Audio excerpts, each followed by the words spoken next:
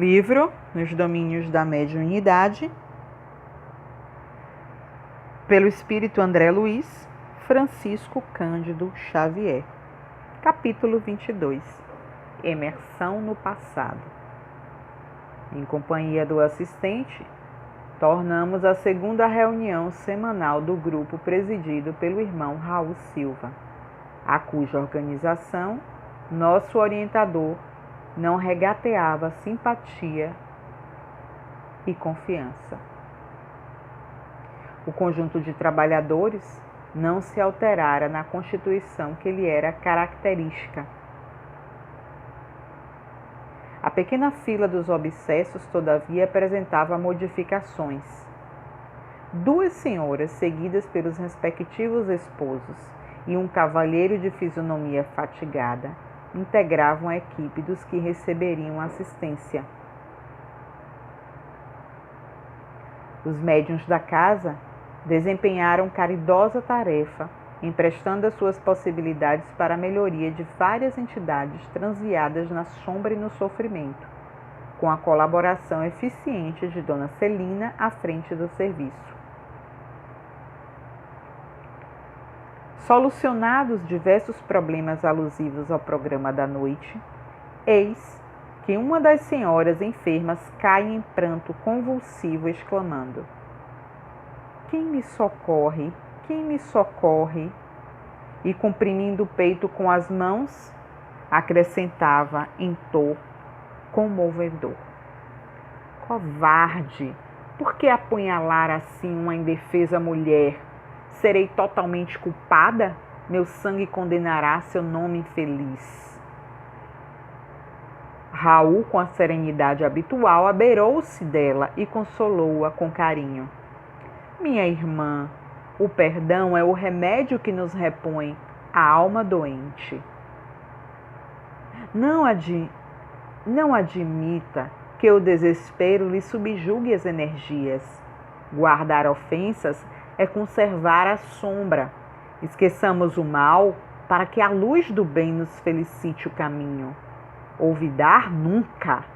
O Senhor sabe o que vem a ser uma lâmina enterrada em sua carne? Sabe o que seja a calamidade de um homem que nos suga a existência para arremessar-se-nos à miséria, comprazendo-se depois disso em derramar-nos o próprio sangue? Sim, ninguém lhe contraria o direito à justiça. Segundo as suas afirmações, entretanto, não será mais aconselhável aguardar o pronunciamento da bondade divina? Quem de nós estará sem mácula? Esperar? Esperar? Há quanto tempo não faço outra coisa? Em vão procuro reaver a alegria. Por mais que dedique ao trabalho de romper com o pretérito, viva a carregar a sombra de minhas recordações, como quem traz no próprio peito o sepulcro dos sonhos mortos.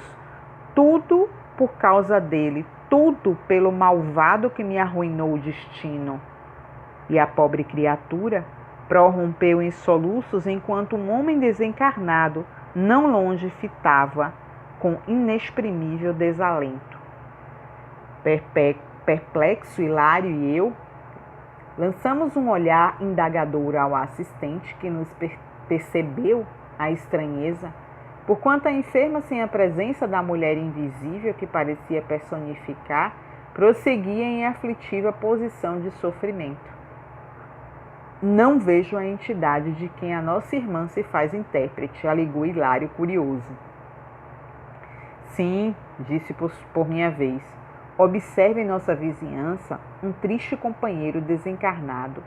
Mas se ele estivesse telepaticamente ligado à nossa amiga, de certo a mensagem definiria a palavra de um homem, sem as características femininas da lamentação que registramos. Em verdade, não notamos aqui qualquer laço magnético que nos induza a assinalar fluidos teledinâmicos sobre a mente da médium." Aulus afagou a fronte da doente em lágrimas, como se lhe auscultasse o pensamento, e explicou: "Estamos diante do passado de nossa companheira. A mágoa e o azedume, tanto quanto a personalidade supostamente exótica de que dá testemunho, tudo procede dela mesma. Ante a aproximação de antigo desafeto, que ainda a persegue de nosso plano, revive a experiência dolorosa que lhe ocorreu em cidade do velho mundo no século passado e entra em seguida a padecer insopitável melancolia. Recomeçou a luta da carne, na presente reencarnação possuída de novas esperanças. Contudo, tão logo experimenta a visitação espiritual do antigo verdugo, que a ela se enleia através de vigorosos laços de amor e ódio, perturba-se-lhe a vida mental, necessitada de mais ampla reeducação. É um caso no qual se faz possível a colheita de valiosos ensinamentos. Isso quer dizer, então, a frase de Hilário ficou, porém, no ar, porque o instrutor lhe definiu o pensamento acrescentando: isso quer dizer que nossa irmã imobilizou grande coeficiente de forças do seu mundo emotivo em torno da experiência a que nos referimos, a ponto de semelhante cristalização mental haver superado o choque biológico do renascimento no corpo físico, prosseguindo quase que intacta. Fixando-se nessa lembrança, quando instada de mais perto pelo companheiro que lhe foi irrefletido algoz, passa a comportar-se qual se estivesse ainda no passado, que teima em ressuscitar. É então que se dá a conhecer com uma personalidade diferente, a referir-se à vida anterior.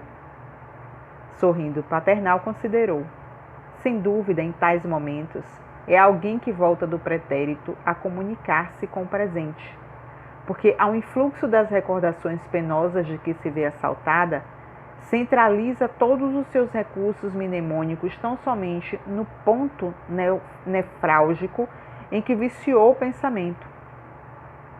Para o psiquiatra comum, é apenas uma candidata à insulinoterapia ou ao eletrochoque.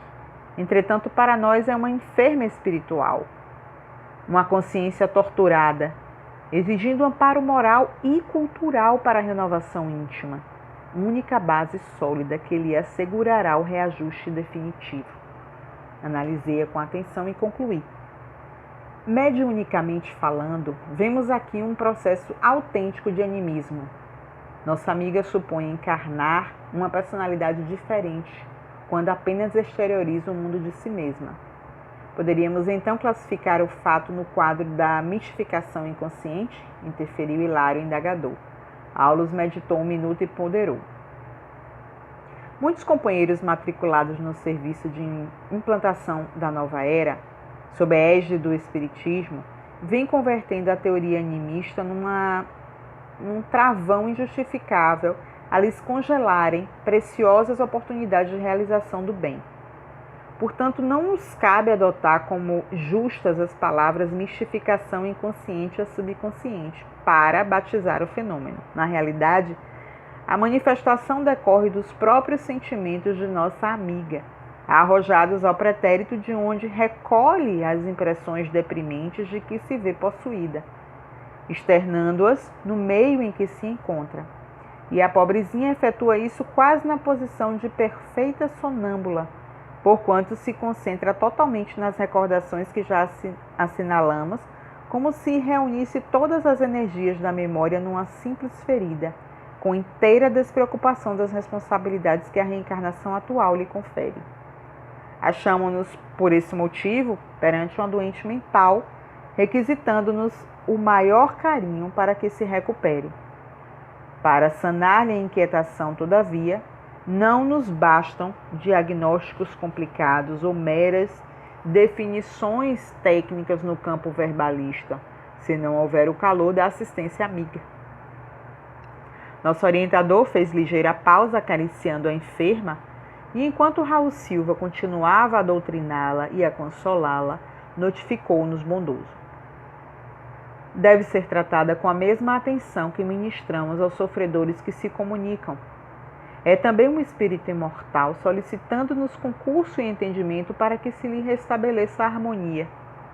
A ideia de mistificação talvez nos impelisse a desrespeitosa atitude diante do seu padecimento moral. Por isso, nessas circunstâncias é preciso armar o coração de amor, a fim de que possamos auxiliar e compreender. Um doutrinador sem tato fraterno apenas lhe agravaria o problema, porque, a pretexto de servir à verdade, talvez lhe impusesse corretivo inoportuno ao invés de socorro providencial. Primeiro, é preciso remover o mal, para depois fortificar a vítima na sua própria defesa. Felizmente, o nosso Raul assimila as correntes espirituais que prevalecem aqui, tornando-se um enfermeiro ideal para situações dessa ordem. Hilário, tanto quanto eu, edificado com os ensinamentos ouvidos, perguntou respeitoso: e podemos considerá-la médium mesmo assim? Como não? Um vaso defeituoso pode ser consertado e restituído ao serviço. Naturalmente, agora, a paciência e a caridade necessitam agir para salvá-la. Nossa irmã deve ser ouvida na posição em que se revela, como sendo em tudo a desventurada mulher de outro tempo e recebida por nós nessa base, para que use o remédio moral que lhe estendemos, desligando-se, enfim, do passado. O assunto não comporta desmentido, porque indiscutivelmente essa mulher existe ainda nela mesma. A personalidade antiga não foi tão eclipsada pela matéria densa como seria de desejar. Ela renasceu pela carne, sem renovar-se em espírito. O assistente fixou o gesto de quem mergulhava na própria consciência a sonda de suas reflexões e falou qual se o fizesse de si para consigo. Ela representa milhares de criaturas aos nossos olhos. Quantos mendigos arrastam na terra o esburacado manto da fidalguia efêmera que envergaram outrora? Quantos escravos da necessidade e da dor trazem consigo a vaidade e o orgulho dos poderosos senhores que já foram em outras épocas? Quantas almas conduzidas à ligação consanguínea caminham do berço ao túmulo transportando quistos invisíveis de aversão e ódio aos próprios parentes que eles foram duros adversários em existências progressas. Todos podemos cair em semelhantes estados se não aprendemos a cultivar o esquecimento do mal em marcha incessante com o bem. Nessa altura, Raul Silva, na condição de hábil psicólogo, convidou a doente ao benefício da prece. Competia-lhe, a ela, suplicar ao céu a graça do ouvido. Cabia-lhe expurgir o passado da imaginação de maneira a pacificar-se. E, singularmente comovido, recomendou-lhe repetir em companhia deles as frases sublimes da oração dominical. A pobre senhora a acompanhou docilmente. Ao término da súplica, mostrava-se mais tranquila. O prestimoso amigo, traduzindo a colaboração do mentor que o acompanhava, solícito, rogou-lhe considerar acima de tudo o impositivo do perdão aos inimigos para a reconquista da paz, e em lágrimas a enferma desligou-se das impressões que a imobilizavam no pretérito, tornando a posição normal. Enquanto Silva se lhe aplicava passes de reconforto, o assistente comentou: outra não pode ser, por enquanto, a intervenção assistencial em seu benefício. Pela enfermagem espiritual bem conduzida, reajustar-se-á pouco a pouco, retomando o império sobre si mesma e capacitando-se para o desempenho de valiosas tarefas mediúnicas mais tarde. Estimaríamos a possibilidade de continuar analisando o caso sob nossa vista. Contudo, a outra senhora doente passou de improviso ao transe agitado e era preciso estudar, fazendo o melhor.